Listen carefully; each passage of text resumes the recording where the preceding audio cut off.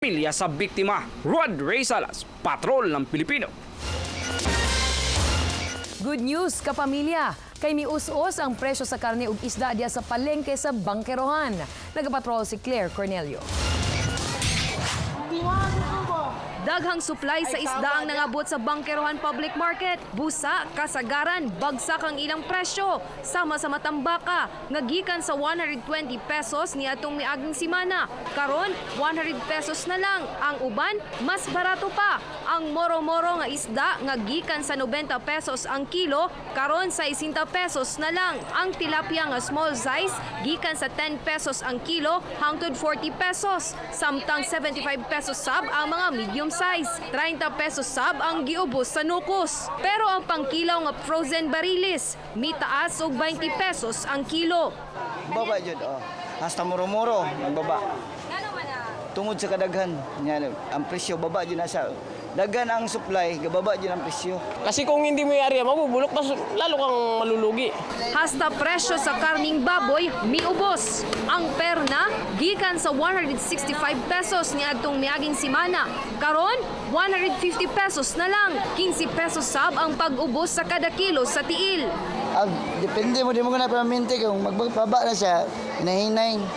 Kung masaka po na siya, hinahinay po na siya saka. Pero ang presyo sa karning baka mitaas og 10 pesos. Claire Cornelio, Patrol ng Pilipino.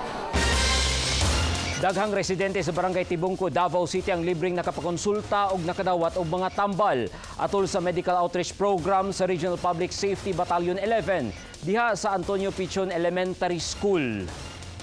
Gawa sa libreng konsulta ug libreng tambal, nasa libreng gupit sa mga residente ug samtang nagpaabot sa ilang turno sa pagkonsulta, gilingaw sab ni PO1 Jaime Franz Senarillo sa mga residente pinaagi sa iyang magic show.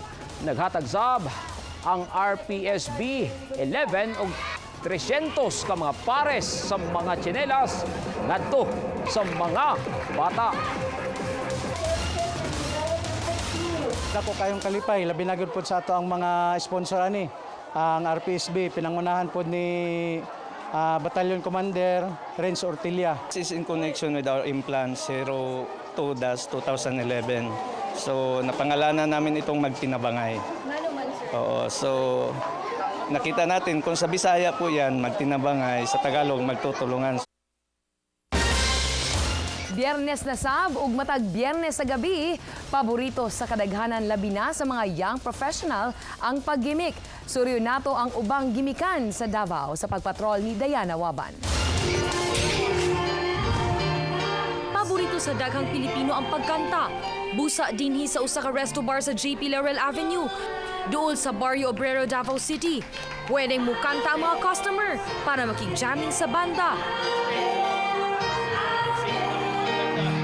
Sama nila Virgie Hermiston ug Belia Crisologo nga mikanta og love song.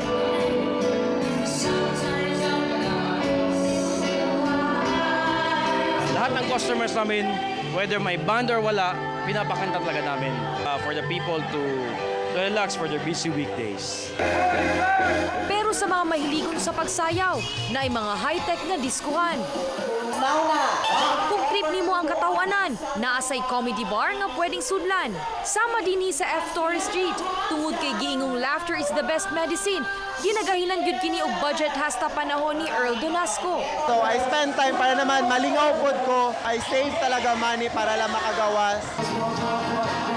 Pwede sa makig-jamming sa klase-klaseng banda dinhi sa Tabuan sa Matina Town Square, nga perfect sa magmerkada og pamilya. Yan naman siguro taga Davao, basta pressure sa work, study, mo relax good para ani na lugar. Sagad sa mga Dabawenyo, mugahin gyud og kwartag panahon bisan usa kada semana para mogimik o party.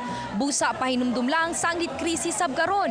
Sigurohong planado ang paglaag aron di madakan sa gasto. Diana Waban, Patrol ng Pilipino. Kapamilya mo kadto ang kinatibukan sa TV Patrol Southern Mindanao karong adlaw nga Biyernes, Oktubre 21, 2011. Nga sa 65 kaadlaw na lang una ang Pasko. Tungod kay bisan asa ang balita, tuwa kami. Ug among ihatod kaninyo bisan asa sa kalibutan. Maayong hapon ug happy weekend.